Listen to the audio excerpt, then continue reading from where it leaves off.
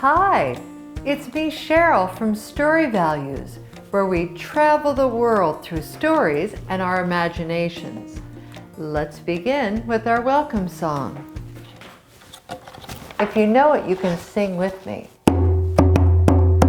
Hello, I'm so glad you're here for the storyteller's journey. Hello, I'm so glad you've come to join me for some stories. My name's Cheryl. Hello, everyone. Could you say hello, Cheryl? Wonderful. Now I feel very welcomed. Hello, I'm so glad you're here for the storyteller's journey. Now I want to hear your name. So when I gesture like that, I'd like you to say your name out loud. Ready? Hello, I'm so glad you're here for the storyteller's journey. What's your name? Can you say your name? Wonderful. Hello, I'm so glad you're here.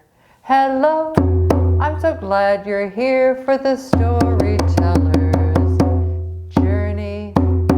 Very nice. Now, let's begin with a story. When I tell stories, I always use my story bag. Inside are stories from all over the world. To find out which story we'll listen to, let's say the story bag poem.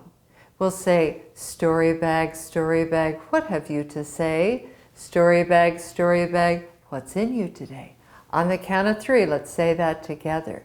1, 2, 3. Story bag, what have you to say? Story bag, what's in you today? Oh, I hear something.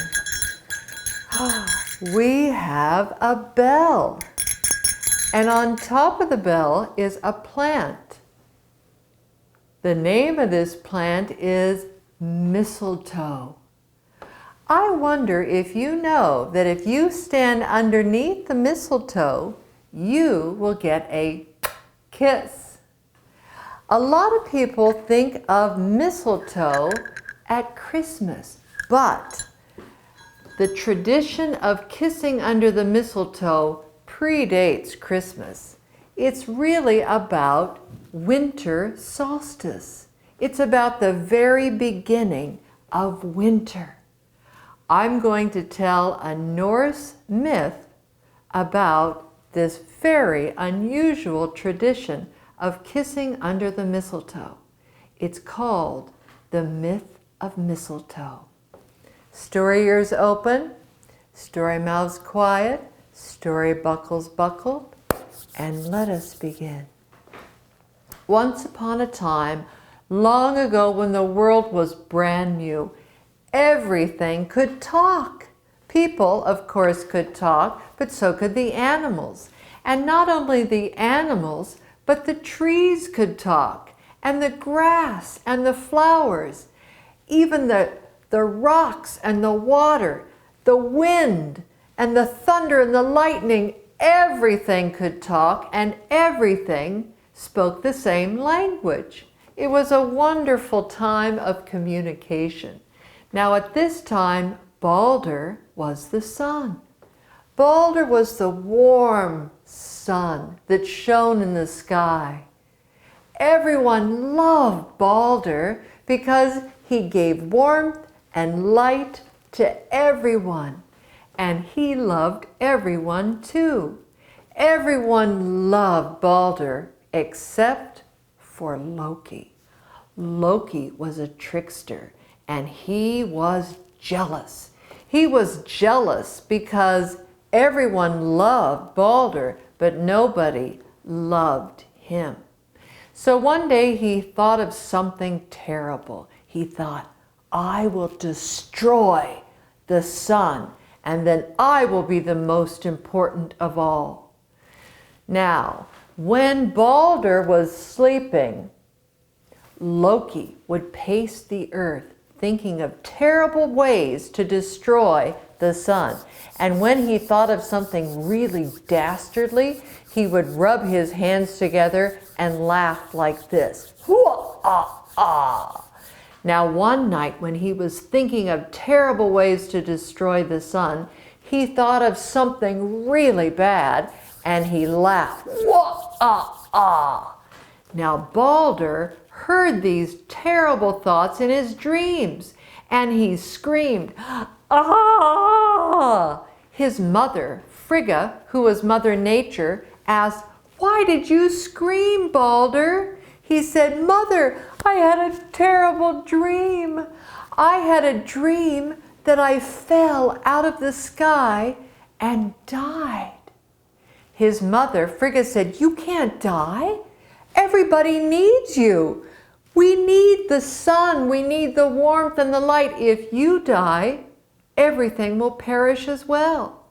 Now, Mother Nature was very clever, and she thought of a wonderful idea to save her son, to save Balder. She decided that if everyone promised not to hurt him, nobody could kill him. So she said, "Animals, promise not to hurt the sun." The animals said, "We promise." She said, "People, promise not to hurt the sun." They said, "We promise." She asked the wind and the rain. They said, "We promise." She asked the trees.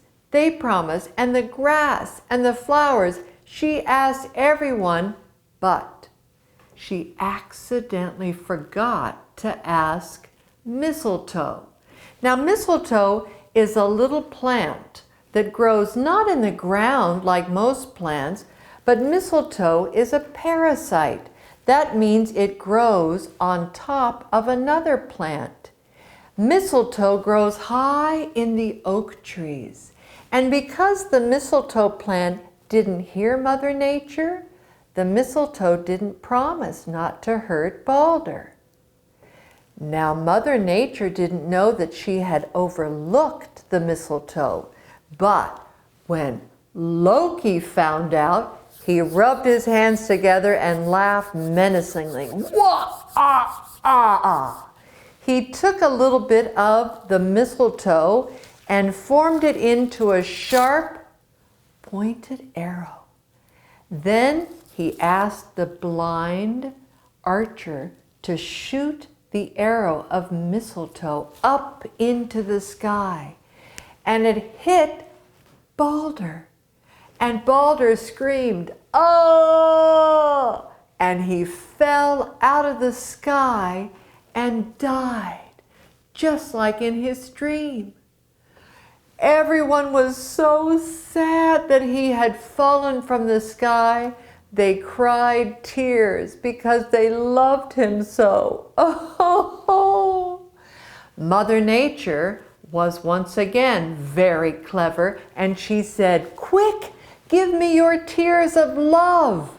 She took the tears of love and threw them on Balder. Puh!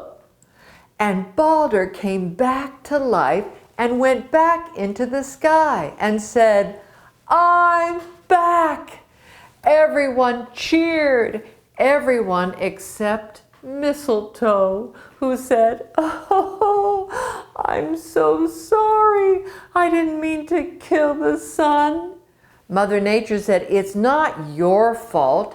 It was an accident. It was actually Loki's fault." And Loki laughed again. Wah, ah, ah.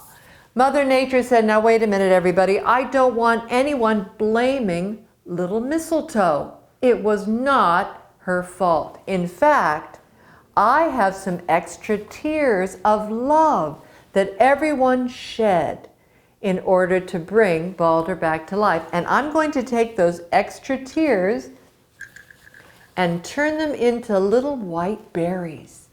I'm going to put those berries on the mistletoe where they will grow.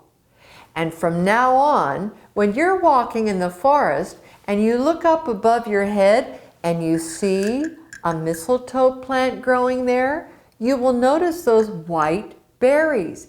And you will remember that those white berries were made from tears of love, which helped bring the sun back up into the sky. And when you remember the love, you will receive a token a gesture of love, which is a kiss. And that is why we kiss under the mistletoe and why we've been doing this for a very long time. And there be my story, be it bitter or sweet. Take what you like, but leave enough for me to eat. Very nice.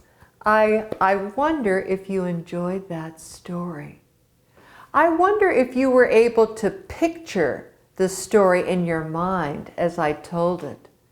I wonder if you were able to imagine what it would be like for the sun to fall out of the sky.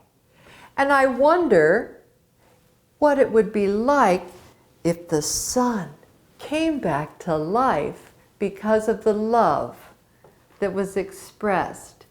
Now, let me tell you something very interesting about this story.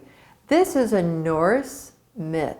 It originates in the Scandinavian countries of Norway and Sweden and Denmark. And in that part of the world, in the winter, on winter solstice, on the 21st or 22nd of December, the sun goes down and it stays down. It stays dark for over 24 hours at a time. There are parts of the Scandinavian countries where the sun is down for 30 days at a time. This is the polar night, and that is why we have this story. Because long ago, when it went down and it stayed dark in the winter, the people were curious, and they created this story to explain this unusual phenomenon.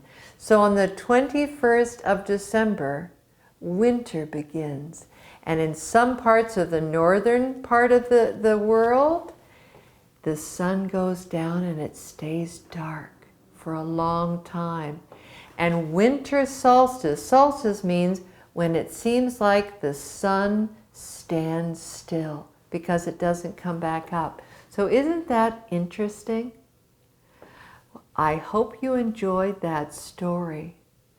That's the story we have for today, so let's sing our goodbye song.